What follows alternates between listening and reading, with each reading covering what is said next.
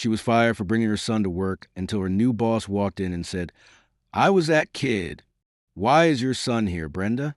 This is a workplace, not a daycare. Letitia's voice cracked through the conference room, drawing every eye to the young woman at the end of the table. She stood tall in her sharp navy suit, arms crossed, eyes unyielding. Brenda clutched Mateo tightly. The little boy, flushed with fever, wheezed softly as he buried his face into her chest. Her blonde hair clung to her cheeks, damp with stress. "I had no one else," she said quietly. "He's sick. I couldn't miss another day." Letitia shook her head. "Company policy is clear. No children allowed on site. This is unacceptable." Silence fell. Brenda looked around, hoping someone might speak up. Her coworkers avoided her gaze. She swallowed hard. "I just needed to finish my shift. That's all." Letitia's tone was clipped. "You are terminated. Effective immediately." Brenda froze. Her breath caught, heart racing. No one moved. No one said a word. Just the rustle of papers and the quiet hum of the overhead lights. Letitia turned away, her part done. Brenda hugged Mateo closer, his body hot against hers. Slowly, she turned and walked out, legs trembling. The hallway was empty. She pushed through the glass doors and stepped into a gray, drizzling afternoon. Rain tapped softly on the pavement. Brenda pulled off her jacket, wrapping it tightly around Mateo. Her blouse quickly soaked through, clinging to her back. Mateo whimpered, "Mama, I'm cold." "I know, sweetheart," she whispered, kissing his forehead. They descended the steps, passing people hurrying by with umbrellas, none stopping, none looking. The world kept moving. She felt invisible. Each step was heavier than the last. Her job was gone. Her child was sick. The bills were growing. Her phone was dead. She had no car, no one to call, but she kept walking. At the street corner, she paused. Mateo's breathing was shallow, wheezy. Brenda held him tighter, pressing her cheek to his forehead. "We're going to be okay," she murmured. "Mama's not giving up." The rain fell harder now. Brenda shielded him as best she could, tucking his head under her chin. He coughed again, his tiny hand gripping her necklace. She passed a brightly lit cafe. Warmth glowed from the windows. People inside laughed, dry and safe. Brenda hesitated, then turned away before anyone could see her. She kept moving. In her head, a mantra formed. "I will not give up. I will not give up." She crossed the street, water splashing around her shoes, and ducked under a store awning for a moment's shelter. Mateo stirred slightly, murmuring in his sleep. Brenda looked down at him and brushed the wet curls from his forehead. "You're going to be okay," she whispered. "I promise." The rain didn't stop. The wind didn't ease. But she stood there, cradling her son, not in despair, but in quiet determination. She had nothing left but him, and for her, that was everything. Brenda clutched a stack of resumes, wore at the edges, the creases deepening with every rejection. She had walked from one end of town to the other, knocking on doors, speaking with managers, leaving applications at diners, convenience stores, gas stations, even janitorial services. Each conversation ended the same way. Polite smiles that faded once they asked about her last job. The moment the word terminated appeared on her record, the tone shifted. "Sorry, ma'am. We're looking for someone with a more stable history." HR flags that kind of dismissal. "Nothing we can do. We'll call if something opens up." But they never did. By the fourth week, Brenda had pawned her engagement ring, long left in a drawer after Mateo's father disappeared. The money went to food and a single bottle of asthma medication, the cheapest she could find without insurance. It was not enough. One night, as the wind howled outside the shelter of a half-lit gas station restroom, Mateo's breathing turned shallow, rapid. His little chest heaved with each inhale. Brenda crouched beside him, holding the inhaler tightly, whispering, "Just breathe, baby. Please breathe." She counted to 10 with him, trying to keep her voice calm, tears burning behind her eyes. He nodded, trusting her completely. She had no home, no savings, and a child who needed more than love could provide. The gas station attendant, an older woman named Carol with tired eyes, took pity and let them stay in the employee's restroom during the night. It was not much, just a bench, a blanket Carol had pulled from her car, and a flickering fluorescent light. But it was dry and warm enough to keep Mateo safe. During the nights, Brenda cleaned, mopping bathrooms, refilling paper towels, wiping greasy doorknobs and trash bins. She worked in silence, her hands raw, knees aching. The smell of ammonia and bleach filled her lungs, but it kept her awake. Every dollar she earned was counted 3 times before she spent it. One evening, she returned to the restroom after her shift. Mateo lay curled under the thin blanket, breathing steady at last. His face was peaceful in sleep, cheeks slightly pink from fever. Brenda sat beside him, smoothing back his hair. She leaned down and kissed his forehead gently, whispering into the darkness, "You did so good today, sweetheart. Mama's proud of you." He stirred slightly, murmuring, "I love you, Mama." Her throat tightened. She looked at the clock on the wall. It was nearly 3 a.m. Her shift would start again in less than an hour. She could barely feel her legs, and her arms trembled from exhaustion. Brenda pulled the blanket tighter around him and tucked the inhaler close to his chest. Then she whispered, "Sleep well, my little lion. I'll be right back." She stood, quietly shutting the door behind her. The hallway was empty. The fluorescent lights above buzzed faintly as she picked up the mop and bucket. Her body ached, her eyes burned, but her resolve remained steady. She would clean every floor in the city if it meant Mateo could breathe, if it meant he would smile again without a wheeze in his chest. She whispered to herself like a quiet prayer, "I'll come back. I always come back." Brenda had grown used to the quiet knock on her door each morning. 3 soft raps, a pause, then a gentle voice in Spanish. "Mija, I brought you something." It was Mrs. Maria, her neighbor from down the hall. The older woman had weathered her own storms in life, raising 4 children alone, surviving layoffs, scraping together dignity through sheer will. Brenda had once helped her carry groceries upstairs. Since then, Maria had watched over her like a guardian angel in worn slippers and a headscarf that always smelled of lavender. That morning, Maria handed Brenda a folded flyer. Solus Rivera. It read in bold letters across the top, "Now hiring afternoon janitorial staff. No diploma required." Brenda stared at it like it might vanish. "They're a cleaning company," Maria explained. "They take care of office buildings, mostly. It's not glamorous, but it's steady." She looked at Mateo, who sat nearby drawing superheroes on scraps of cardboard. "And they're run by our people. Maybe they understand." Brenda clutched the flyer. "Thank you. I'll go right now." The next day, she and Mateo took 2 buses across town. Mateo clung to her hand, his little legs tired before they even arrived. The building that housed Solus Rivera was plain, made of gray brick with a modest lobby that smelled faintly of lemon and floor polish. Brenda signed in at the front desk and was handed a short application. She sat in a plastic chair, balancing the form on her knee, trying not to let her hand shake as she filled out her name, past employment, and the question she dreaded. "Have you ever been terminated from a job?" Her pen hovered over the checkbox for a moment. She checked yes. Mateo coughed beside her, a deep, crackling sound that startled a receptionist. Brenda placed her hand on his back and whispered, "Sure, it's okay, baby." He leaned against her shoulder, breathing heavily. The inhaler was nearly empty again. At that moment, a man walked through the lobby, deep in thought, holding a set of keys and a phone. He wore dark jeans, a white button-up shirt with the sleeves rolled up, and a look that suggested he had not slept much.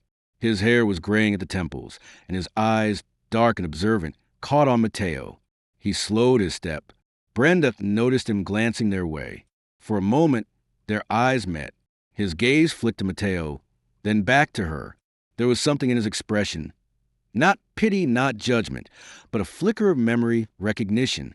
Then, just as quickly, he nodded politely and moved on. Brenda finished the form with trembling fingers and handed it back. She did not expect to hear from them, but the next afternoon, her phone buzzed. "Miss Lopez, this is Elena from Solus Rivera." We'd like to offer you a part-time custodial position on the afternoon shift. You'd start tomorrow. Brenda's mouth fell open. Wait, really? Yes. And we understand you may need to bring your child. There's a break room available as long as he stays safe and out of the work zones. Brenda could barely speak. Thank you. Thank you so much. She hung up and pulled Mateo into her lap. We got it, baby. Mama's working again. The next day, Brenda stepped into the company's modest headquarters with her son beside her. The staff was kind, many of them immigrants like her, speaking a blend of English and Spanish. Elena, the supervisor, showed her where supplies were stored and pointed out the employee break room, a small space with a couch, a mini fridge, and an old TV that still played DVDs. Mateo sat quietly on the couch, sketchbook in hand, while Brenda got to work. She scrubbed floors, emptied trash, and wiped glass doors. It was hard physical work, but she was grateful for every second. At one point during her shift, Brenda glanced through the glass window into the hallway and saw the man from the lobby again, Bruce Rivera. He paused briefly when he saw her working, then gave a small nod, one of acknowledgement rather than superiority. She nodded back, unsure of who he truly was. But in that moment, she felt something shift. A door had opened, and this time, she was walking through it. Every afternoon, Brenda slipped on her gloves and got to work. She scrubbed restroom sinks until they shone, mopped scuffed tile floors, and wiped smudges off glass doors until her reflection stared back clearly. She did not complain. She did not pause, even when her back ached and her hands stung from cleaning agents. Brenda carried on because, just down the hall in a small break room with a worn couch and faded walls, her son was safe. Mateo stayed curled up with a sketchbook, crayons worn down to stubs, drawing stick figure heroes and crooked hearts. Brenda checked on him every hour. She would rush in, crouch down, and wipe the sweat from his brow with the corner of her sleeve, even if it still smelled of ammonia and bleach. You okay, baby? She whispered each time. Mateo always nodded, too tired to speak, but his eyes always searched hers for reassurance, and she gave it quietly with a soft kiss on his forehead and a hand brushing back his curls. It was a rhythm they learned together. Brenda cleaned, Mateo rested, and the hours ticked by like fragile promises. One Wednesday afternoon, something changed. Brenda walked into the break room to check on her son, as usual, and stopped in the doorway. Mateo was sitting up, eyes wide, hands frozen above a small table.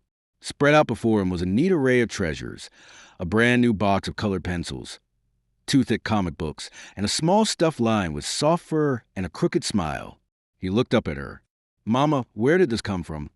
Brenda stepped closer, her breath catching. I don't know. She picked up the box of pencils, flipping it over as if some explanation would be printed on the back. Nothing. She opened one of the comic books, still crisp, still smelling of new paper. Her fingers trembled slightly as she placed it back down. Mateo's eyes sparkled with the kind of joy she had not seen in weeks. Can I keep them? He asked quietly. Brenda nodded, too stunned to speak. Yes, baby, of course. Later, during break, she asked the others, did someone leave these in the break room for my son?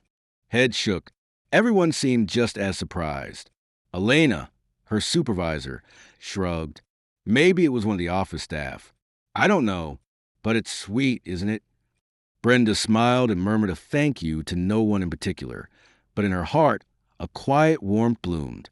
Down the hallway, behind a slightly ajar office door, Bruce Rivera stood still. He had passed by the break room just moments earlier unseen and watched as Mateo reached for the pencils with trembling hands.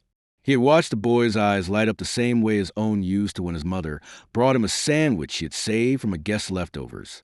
He remembered what it was like to be the child in the corner, ignored, unseen, until someone chose to notice. He had not meant to stand there as long as he did. But when he saw Brenda kneel beside her son, eyes shimmering with emotion, something in his chest pulled taut. He gripped the edge of the doorframe, jaw tight. There were few memories in his life more painful than watching his mother scrub hotel floors at midnight with no one to help her.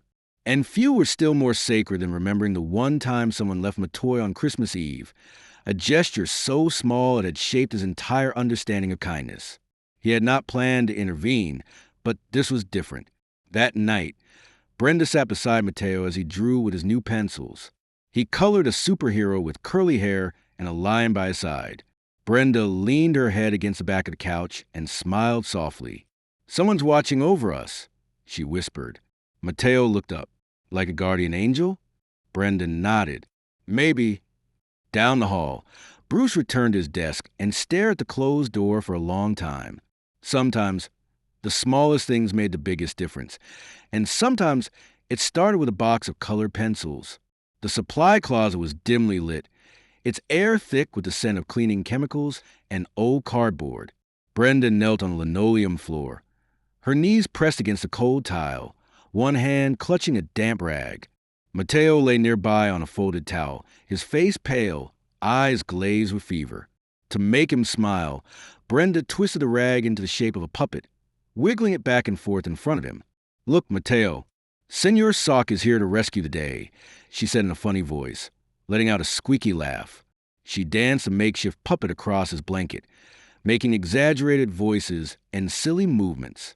Mateo giggled softly, his breath raspy, but his smile bloomed across his tired face. Through the crack in the closet door, Bruce stood motionless.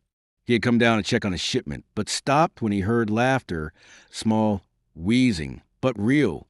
What he saw paralyzed him. Brenda, kneeling there with sweat on her brow and stains on her uniform, looked exhausted, but she was smiling. She was making her son laugh in the middle of a utility closet, using nothing but a dirty rag in her heart. Bruce stepped back quietly and returned to his office. He sat down slowly behind his desk, stared at the ceiling and rubbed his eyes. But it was not fatigue that burned them. It was memory. He saw his mother again, decades ago, in the back of a cheap motel where she worked as a night cleaner. He was 5, feverish and scared. She had no toys, no medicine, nothing but 2 mismatched socks she turned into dancing puppets. They made him laugh then, too, just like Mateo. And just like Mateo, he had no idea how tired she must have been. 3 days later, the skies opened with a vengeance. The rain fell in thick sheets, flooding gutters and washing over the parking lot of the Rivera building. It was nearly 7 p.m., and most of the staff had gone home. Brenda exited the side door, holding Mateo tight against her chest, his head buried in her jacket. She had no umbrella, only a fraying coat she wrapped around them both, shielding him from the wind and rain. As she stepped into the downpour, a shadow moved beside her.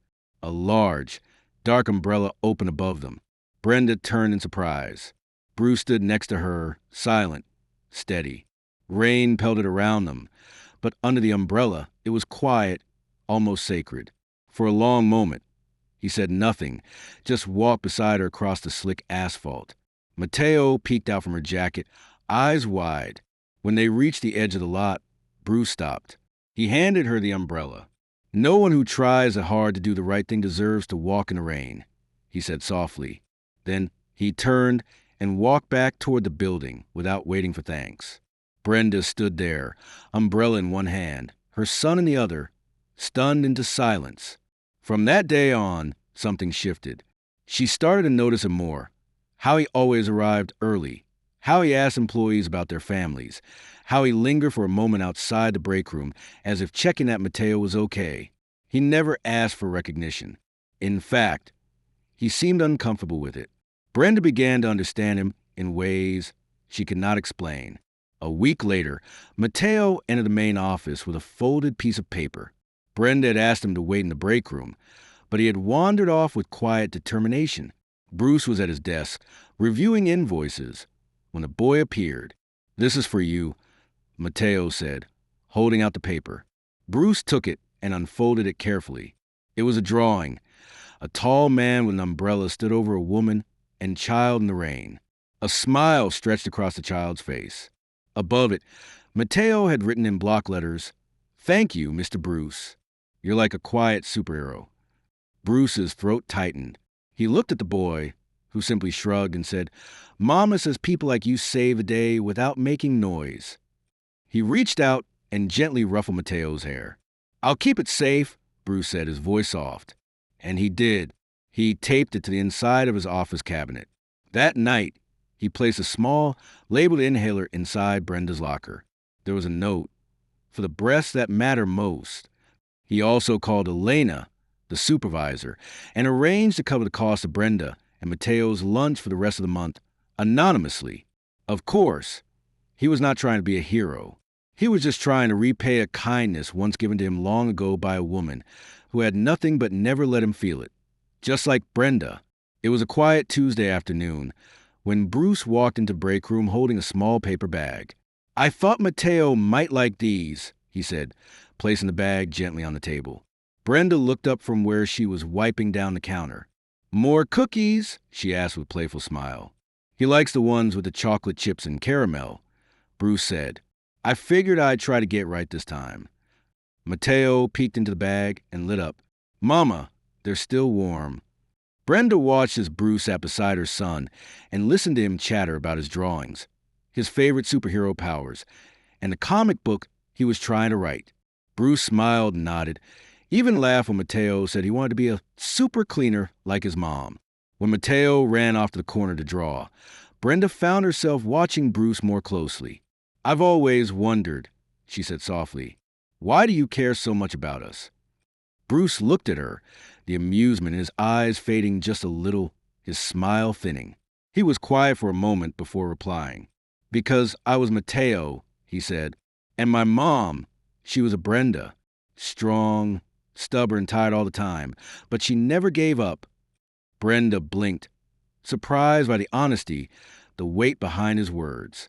He continued, eyes distant. "She used to sneak me into hotel closets while she cleaned night shifts. I remember sleeping on towels, hearing her hum lullabies while she scrubbed floors." Brenda didn't speak. For the first time, she saw Bruce not just as a man who quietly helped them, but as someone shaped by the same kind of pain, someone who had learned empathy through survival. In that moment, the air between them shifted. The boundaries blurred. A few days later, the company held its annual anniversary celebration. Folding chairs lined the warehouse floor, a small stage at the front decorated with balloons in Rivera blue and white.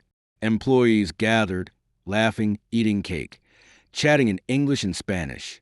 Brenda stood in the back, wearing her cleanest uniform, Mateo beside her in a slightly too big button-up shirt that Maria had ironed for the occasion. When Bruce stepped onto the stage, the room quieted. "Thank you all for being here," he began. Solis Rivera was built by people who understand struggle, who know what it means to work hard with little and to dream despite it. He looked out over the crowd. His gaze landed on Brenda. "I want to tell you a story," he said. "When I was a child, my mother was a janitor. She worked nights, scrubbing floors in silence, hiding me in utility closets because we couldn't afford childcare. She never complained, never asked for help, and no one ever offered it." The room was still, the air thick with emotion. "A few weeks ago, I saw a young mother doing the same thing," Bruce continued. "Tired, overworked, and loving her son with every breath she had left. I saw her and I remembered." He paused, swallowing hard. "I am proud to work alongside someone like Brenda Lopez. Her strength, her grace, her commitment. She is everything this company stands for." There was a beat of stunned silence before the applause erupted, loud, lasting. "And so," Bruce added, raising his voice just slightly, "it is my honor to officially promote Brenda to supervising custodian, effective immediately." Brenda's mouth opened slightly, her breath catching. "And," he said, turning toward Mateo, "Solis Rivera will be providing a full education scholarship for Mateo Lopez through high school and into college, if he chooses, because no child should carry the weight of their parents' struggle alone." The crowd was on their feet, clapping, some wiping away tears. Brenda's legs threatened to give way beneath her. She felt Mateo's hand slip into hers. She wasn't crying for promotion or the scholarship or even the recognition. She was crying because, for the first time in a long, long time, she did not feel alone. Bruce stepped off the stage and walked straight toward her. He did not say anything, just looked at her, eyes soft, a quiet question in his expression. She nodded, unable to speak, and he smiled. Because sometimes the loudest words are the ones left unspoken.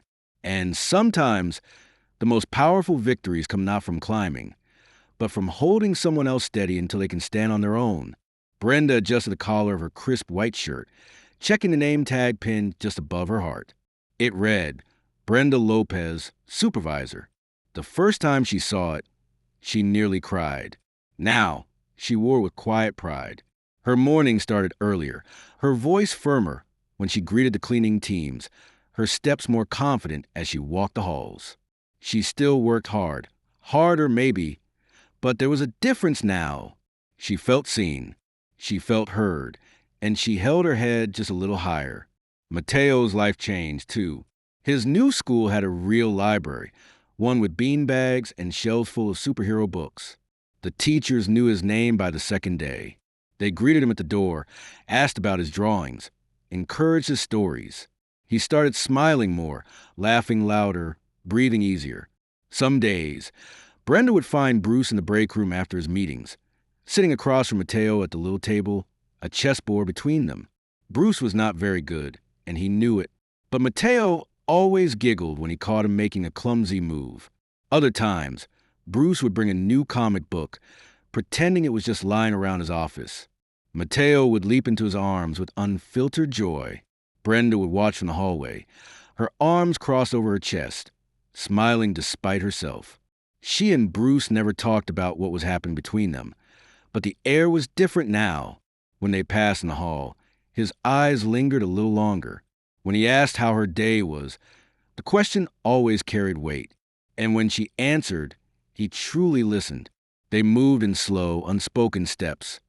Two people, not rushing toward something new, but quietly healing from something old. One Thursday evening, the rain came fast and hard. Thunder echoed off the building walls as lightning lit up the sky. Brenda stayed late, catching up on reports and helping a new team member get oriented. By the time she clocked out, the hallways were dark and silent. She walked toward the exit, Mateo already waiting with Elena in the break room. But something caught her eye just outside Bruce's office. On the floor was a neatly folded raincoat, brand new, deep blue with a hood. Next to it sat a small takeout container, steam still curling from the edges. A simple note lay on top, written in strong, clean handwriting. Thank you for not giving up. Brenda stood frozen for a moment. She picked up the note, fingers brushing over the words. The scent of warm rice and grilled chicken drifted up from the container. Her throat tightened. She slowly turned her head and saw him. Bruce was standing at the far end of the hallway, leaning slightly against the doorframe. He did not move toward her. He did not say a word. He simply nodded once, a soft smile tugging at his lips. And in that single look, Brenda felt everything, gratitude, yes, but also admiration, care, something more than kindness. She clutched the raincoat to her chest. In that silent, rain-soaked moment, she knew what they had was no longer just about a second chance. It was the start of something neither of them had dared to believe in again. Something that began not with fireworks, but with small, steady gestures and a note that said more than any grand speech ever could. The rooftop was quiet, high above the city's gentle Sunday hum. The late afternoon sun spilled across the concrete in golden streaks. A soft breeze stirred the corners of Brenda's blouse as she stepped out onto the terrace, the door clicking shut behind her. She squinted slightly against the light, and there he was. Bruce stood near the edge, hands in his pockets, gaze cast over the horizon.